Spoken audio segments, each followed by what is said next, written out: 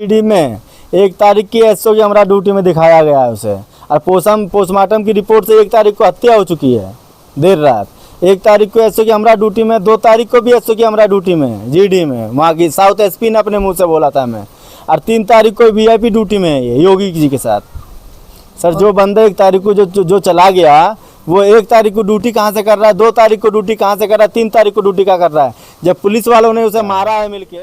कैसे दिलवा सकते? बाबा के जिले में, बाबा के सरकार में अगर जाकर के कोई भी रूम मालिक के पास रूम लेगा और कोई अनहोनी हो रही है तो रूम मालिक आकर मैनेज करेगा। रूम मालिक, इसका मतलब कि रूम मालिक भी कहीं ना कहीं भाई और उनका खोरा था, वो हमारे घर पे आ जाते हैं शाम को अपनी गाड़ी से 2-3 जनों के साथ। हाँ सर, वो आते हैं हमारे माता पिताजी से कहते हैं कि हम आपको 50 लाख रुपए, आपके लड़के को नौकरी और आपकी पेंशन हम दिवा देंगे। सर ये बताइए, मकान मालिक कोई अधिकारी से 50 लाख रुपए या नौकरी, 1 बज गया था रात का। हमने सर वहाँ की बड़हलगंज के लोकल मीडिया को सबको फ़ोन किया था, कोई मीडिया आने को तैयार नहीं थी।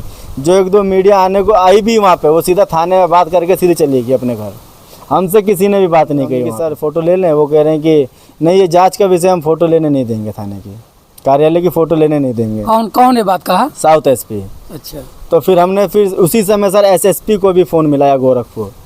हमने कि सर ऐसी बात है, फायरिंग हुई है सर यहाँ पे, हमें फ़ोटो नहीं। हमने कि हमारे भाई के दोनों फ़ोन की कॉल डिटेल, व्हाट्सअप चैटिंग, इतनी बात हमने उनसे कही है। तो वो कहने लगे साउथ एसपी हमसे कि हमें गुस्सा आता है।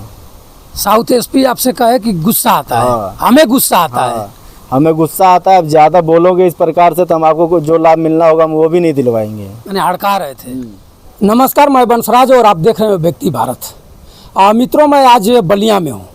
उत्तर प्रदेश का एक ज़िला है बलिया, वहीं पर पहुँचा हूँ। और बलिया में एक यहाँ दलित बस्ती है और यहाँ के एक नौजवान कई सालों से मेहनत करके पुलिस की वर्दी हासिल करता है, और हासिल करने के बाद बड़हरगंज गोरखपुर के अंतर्गत बड़हरगंज थाना है, थाने में उनकी ड्यूटी लगती है। सर्विस पाने के बाद ड्यूटी लगती है, और उसके बाद देखिए उनके साथ ऐसा कुछ घटना घटा। घर वाले हैं, घर वाले बताएंगे कि उनके साथ 1 तारीख को क्या हुआ। क्या नाम है आपका? अनूप कुमार नाम है। अरुण कुमार हमारे भाई थे जी। गोरखपुर बड़हलगंज थाने पे पोस्ट थे कांस्टेबल के पद पे। 2019 की नियुक्ति है उनकी। सर 1 तारीख को उनसे हमारी बात हुई थी फ़ोन पे, शाम को 7:39 पे। 3 मिनट 29 सेकंड तक बात हुई है। बात करने में हमें किसी प्रकार से नहीं लगा कि वो किसी प्रकार की मतलब दिक्कत में, परेशानी में। जैसे हमारी उनकी रोज़ प्रतिदिन बात होती थी ऐसी बात हुई है। फिर लास्ट में मम्मी के दवाई के लेकर बात हुई है, मम्मी के बारे में कि हमने कि मम्मी की दवाई करानी है, जाँच करवानी है, आराम नहीं मिल रहा है दवाई से। तो उन्होंने हमें 9300 रुपये भेजे। उन्होंने भेजे, फिर हम रात हो गई थी, हम सब सो गए। फिर हम 2 तारीख को सुबह उठे, माता जी को सवेरे 7 बजे लेकर हम नगरा पहुंच गए। तब जांच कराया, दवाई लेने में सर शाम हो गई। हमें जांच शाम हो गई तो शाम को हम थक चुके थे, आके हम सो गए। हम 3 तारीख की सुबह उठ के और अपने भाई को हमने 6 बजे से ही फ़ोन किए, 30-40 कॉल की। एक फ़ोन उनका हरदम स्विच ऑफ बताया हमें। तो 11 बज के 11:30 बजे अचानक फ़ोन आता है हमारे पास बड़हलगंज थाने से। वो कहते हैं कि आप अनूप के भाई, अरुण के भाई बोल रहे हो? हमने कि हाँ हम अरुण के भाई बोल रहे हैं।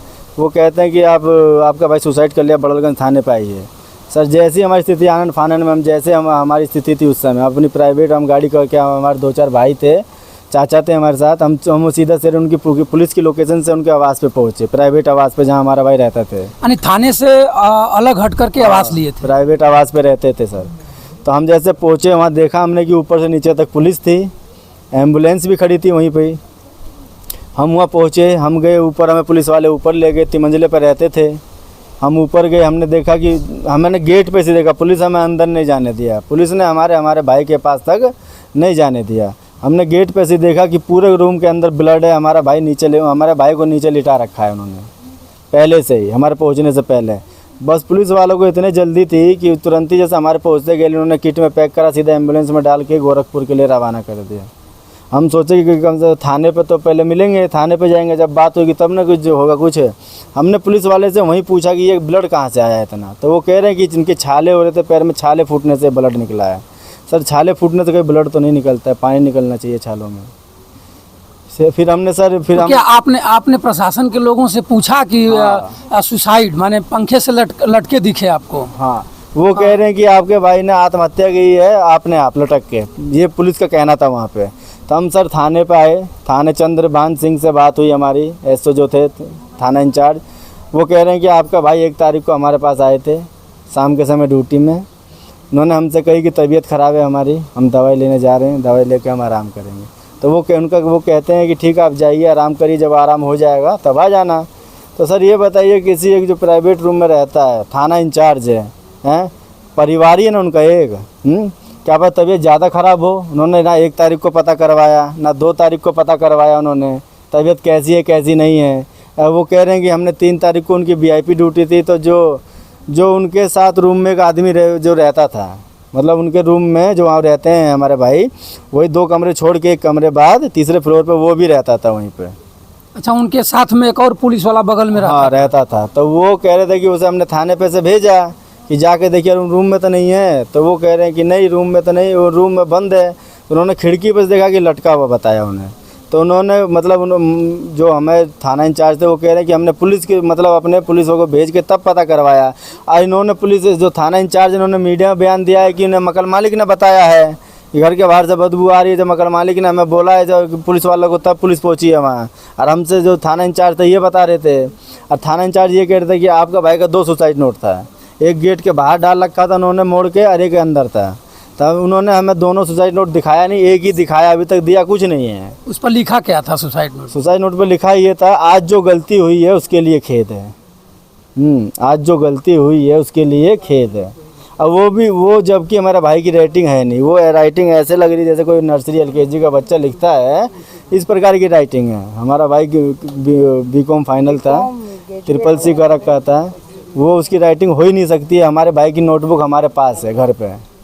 वो दरोगा की तैयारी कर रहे थे, इसीलिए प्राइवेट रूम लेके रहते थे हैं। और हमारे ख्याल से हमारे भाई कह रहे थे कि हमारे भैया हम एक 4-5 महीने में 6 महीने में हम हो जाएंगे हैं सर। ये भी हम देखा रहे हैं कि दलित परिवार में सर उस थाने पे खाली एक वही थे और अन्य कास्ट के सब थे वहाँ पे। माने उस बड़हरगंज थाने में दलित परिवार से मात्र आपके भाई अरुण थे? हाँ। उसके बाद सारे लोग ऊपर वाले थे? हाँ सर। तो क्या कहना चाहेंगे वहाँ के कप्तान महोदय को? सर कप्तान महोदय को हमने यही कहा, जिस दिन हम आगे उस दिन घर पे 3 बजे करीब 4 बजे के रात में, हम सुबह के समय हमें पोस्टमार्टम मिल के बॉडी मिली, तो हम घर पे आए। बॉडी पूरी डिकम्पोज हो चुकी थी। बॉडी को वहाँ के डॉक्टर ने मना कर दिया खोलना मत, बेकार एकदम। सीधे जैसे हमारी स्थिति मैंने वैसे करा, हमें होश था नहीं कुछ अपने भाई को देख के उस समय। तो हम सर 5 तारीख को SSP ऑफिस पहुँचे। बॉडी जो डेट जो क्या होता है पोस्टमार्टम, उसमें पोस्टमार्टम रिपोर्ट तो आपको मिल गई होगी, उसमें क्या बता रहा है? पोस्टमार्टम रिपोर्ट सर ये 3 तारीख से अब तक मिली है सर। पोस्टमार्टम क्या अब तक क्या बता तो रहे हमें, हमने उन्होंने अपनी मर्जी से हमें पोस्टमार्टम रिपोर्ट नहीं दी है सर। वो हमने राजनीतिक दबाव से 20 तारीख को पोस्टमार्टम रिपोर्ट ली है उनसे। पोस्टमार्टम रिपोर्ट में सर हेड पे इंजरी दिखाया है, गले पे 6 इंची कट का निशान दिखाया है राइट साइड सीने तक, और 3 सेंटीमीटर गहरा दिखाया है सर। हम तो सर ये जानना चाहते हैं ये ब्लड आया कहाँ से पहले। पुलिस इस बात का खुलासा नहीं कर रही है, पुलिस इसके अंदर लिप्त है, पुलिस हर बात को छुपा रही है। पुलिस हमसे ये भी कह रही थी कि हमने कि हमारे भाई का सामान कहाँ है सारा, फ़ोन, पर्स, घड़ी, watch, ATM, purse, debit card, credit card सब था उनके पास। तो वो कह रहे हैं कि सब फॉरेंसिक वाले लैब वाले ले गए हैं जांच के लिए सर। जिनका हमने साउथ SP के पास गए, जब हमारे SSP ने हमें साउथ SP के पास रेफ़र करा केस के लिए कि जाइए आपका केस वो देखेंगे। तो हम सर वहाँ पहुँचे तो वो उनसे साउथ SP से हमारी बात हुई। वो कह रहे हैं कि ठीक है इंक्वायरी में आप क्या क्या चाहते हैं। हमने कि हमारे भाई के दोनों फ़ोन की कॉल डिटेल, व्हाट्सअप चैटिंग, इतनी बात हमने उनसे कही है। तो वो कहने लगे साउथ SP हमसे कि हमें गुस्सा आता है।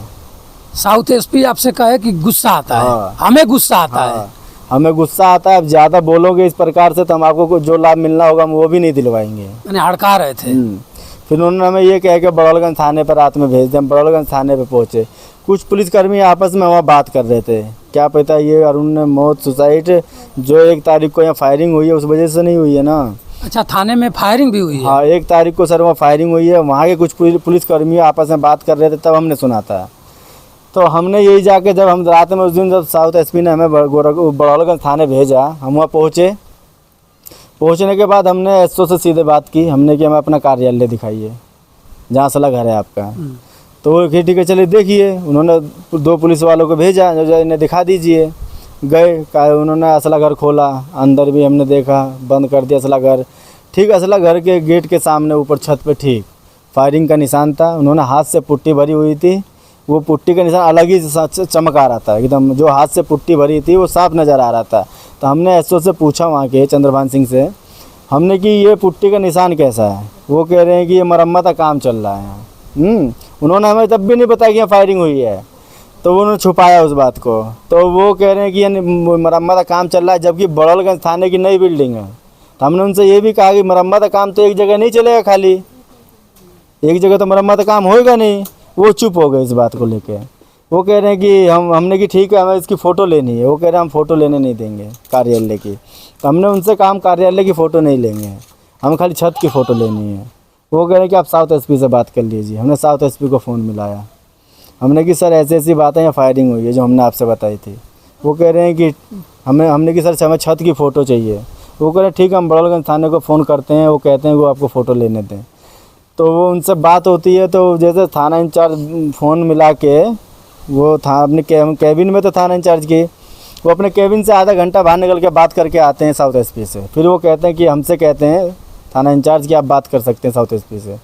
तो हमने फिर फ़ोन मिलाया साउथ एसपी, हमने कि सर फ़ोटो ले लें। वो कह रहे हैं कि नहीं ये जांच का विषय, हम फ़ोटो लेने नहीं देंगे, थाने की कार्यालय की फ़ोटो लेने नहीं देंगे। कौन ये बात कहा? South SP. अच्छा। तो फिर हमने फिर उसी समय सर एसएसपी को भी फ़ोन मिलाया गोरखपुर।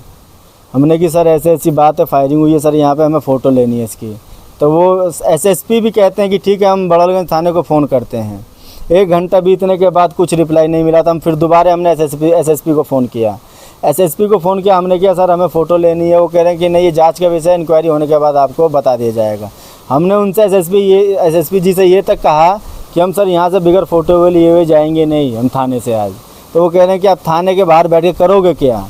हमने कि सर हम कुछ भी करें पर हम आज फ़ोटो लेके जाएंगे थाने से। सर हम उस दिन हमें वहाँ 1 बज गया था रात का।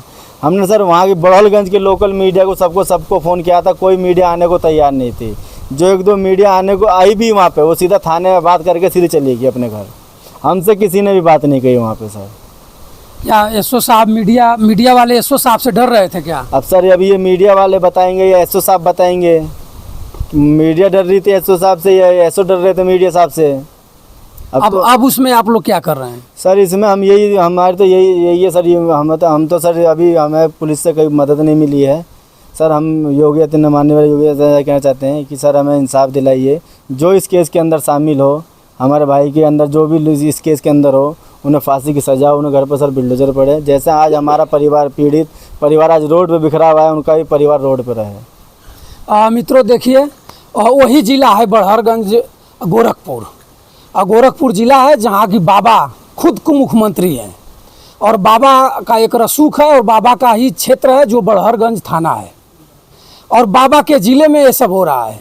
ये दलित हैं, दलित के साथ ये इल्ज़ाम लगा रहे हैं कि वहाँ थाने पर मात्र एक ही दलित के लोग थे, सब लोग दूसरे जाति के लोग थे, और एक लोग मिल करके आपके भाई के साथ कुछ किए। हाँ सर, कन्फर्म है? हाँ सर एकदम कन्फर्म है सर, क्योंकि उन्होंने जीडी में 1 तारीख की एसओ की हमारा ड्यूटी में दिखाया गया है उसे, और पोस्टमार्टम की रिपोर्ट से 1 तारीख को हत्या हो चुकी है देर रात।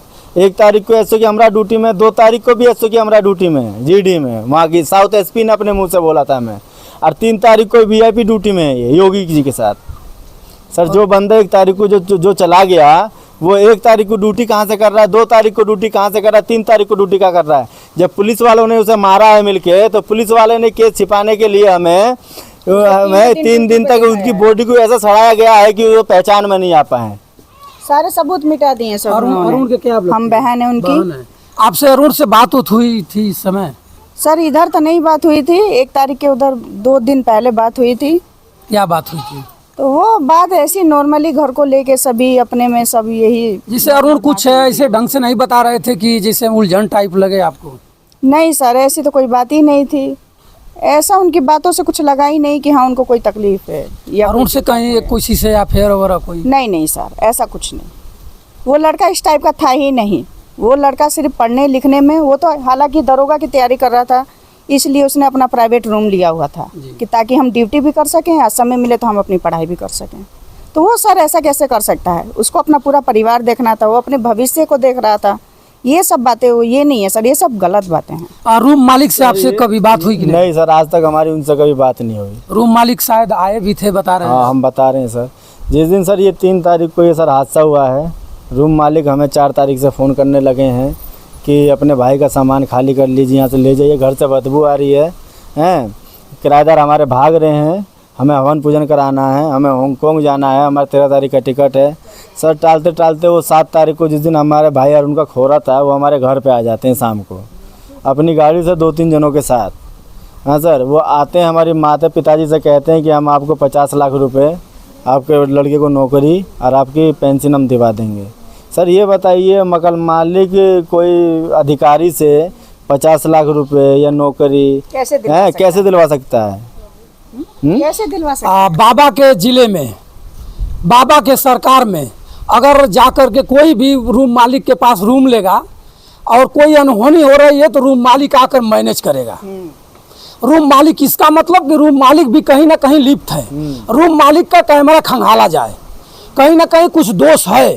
रूम मालिक, प्रशासन के लोगों की उसमें हत्या हो रही है, प्रशासन के जवान की हत्या हो रही है, वहाँ SP, IG, DIG, SO को बात करनी चाहिए। तो रूम मालिक आकर के इनके घर पर मैनेज करने की बात कर रहा है, 50 लाख रुपया दे रहा है। क्या इसकी जांच होगी बाबा? इस रूम मालिक का और कैमरा खंगालेंगे आप? वहाँ के कप्तान महोदय इस मामला को देखें और ज़रूर दूध का दूध, पानी का पानी करें। आपका नौजवान, आपका जवान, जिसको आप साल भर मेहनत करके और ट्रेनिंग देते हैं और उसके बाद भी वो लोग अपूर्ण रहते हैं, उसकी हत्या हुई है। इसको ज़रूर आपके ऊपर, आपके प्रशासन के ऊपर अंगुली उठ रही है। इसको आप दूध का दूध पानी करिए, और नहीं करिएगा तो ऐसे बहुत घटनाएं घटेगी और कुछ नहीं हो पाएगा। हमारा भाई गया, इसी तरीके से उनको भी सजा मिलनी चाहिए, उनका भी घर बेघर होना चाहिए। एक परिवार टूटा है, आगे चल के और भी परिवार ऐसे हो सकते हैं सर। आवाज़ उठानी बहुत ज़रूरी है। आज हमारे साथ ये घटना हुई है, आगे चल के और किसी दलित परिवार के साथ ये घटना हो सकती है, किसी के भी साथ हो सकती है, किसी के साथ भी ऐसा हो सकता है सर। ये नहीं, दलित लोग जो हैं, दलित परिवार है, आज के समय में कोई भी। तो मित्रों, मैं आज बलिया में हूँ और बलिया में आपने देखा इस पीड़ित परिवार अपने पूरा पीड़ा को आपके पटल पर रखा और योगी बाबा टांग दीजिए, दूध का दूध, पानी का पानी कर दीजिए। और मैं फिर इसमें क्या होगा क्या नहीं होगा, फिर मैं भैया से संपर्क करके आपके पटल पर रखूँगा। तब तक के लिए बंसराज यादव का सादर प्रणाम।